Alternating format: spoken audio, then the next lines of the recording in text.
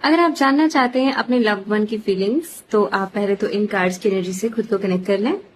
ये है love hidden feeling cards. तो आप देखते हैं कि आपकी पार्टनर की क्या हिडन फीलिंग्स है आपके लिए। ठीक है, उनके मन में क्या थॉट्स चल रही हैं आपके लिए, क्या सोच रहे हैं आपके बारे में। यूनिवर्स प्लीज मेरे व्यूअर्स को गाइड करें कि उनके जो भी पार्टनर है उनकी क्या हिडन फीलिंग्स हैं जो भी चल रही है। दोस्तों देखो, आपके पार्टनर की जो फीलिंग्स है ना वो इस तरह से है। वो कह रहे हैं कि I am stuck in my on negative thoughts, I will try to come back soon. ठीक है, कहीं ना कहीं उनके माइंड में कुछ नेगेटिव पैटर्न्स बने हुए हैं जिनमें वो फंसे हुए हैं आप लोगों से related. And I like my freedom more than you. तो अभी के लिए वो स्पेस चाह रहे हैं। क्यों?